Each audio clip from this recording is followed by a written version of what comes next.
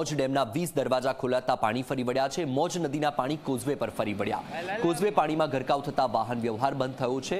લોકો 10 કિલોમીટર ફરીને ઉપલેટા જવા માટે મજબૂર બન્યા છે। કોઝવે ઊંચો લેવા માટે મંજૂર થયો છતાં કામગીરી હાથ ધરવામાં નથી આવી।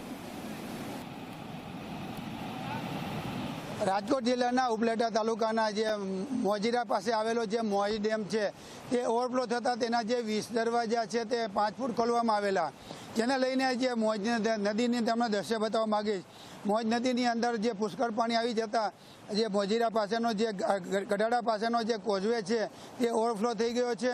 તેના ઓવરફ્લો થતાં પાણીને અત્યારે જે કોઝવે ઉપરથી પસાર થઈ રહ્યા છે। દ્રશ્યમાં તમે જોઈ શકો છો કે આ પાણી અત્યારે ફૂલ પ્રવાહમાં જઈ રહ્યું છે, જેને લઈને નદીમાં જે પટમાં ન જવા માટે થઈને તંત્ર દ્વારા એલર્ટ કરવામાં આવેલા છે। ખાસ કરીને આ જે ગઢાડા ગામ છે દર વર્ષે આ જે સ્થિતિ સર્જાતી હોય છે। કોઝવેને છે અવારનવાર જે તે સ્થાનિકો દ્વારા માંગ કરવામાં આવી છે કે કોઝવે ઊંચો લેવામાં આવે, જેથી લોકોને હાલાકી ન ભોગવવી પડે, કારણ કે અત્યારે કોઝવે બંધ થઈ જતા લોકોને 10 કિલોમીટર જેટલું ફરવા જવું પડે છે। ખાસ કરીને અત્યારે લોકો પણ મોટી સંખ્યામાં અત્યારે આપણે ઉપસ્થિત છે।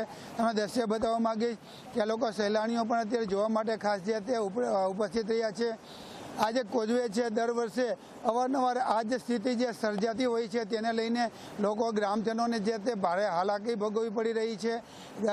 સ્થાનિકોની માંગ છે તે કે આ કોઝવે છે તે ઊંચો લેવામાં આવે, જેને લઈને લોકોને અત્યારે આવવા જવા માટે તેમજ શાળાએ જતા બાળકોને મુશ્કેલી ન પડે તેવી પણ જે સ્થિતિ સર્જાતી હોય છે તેમાંથી લોકોને રાહત મળે।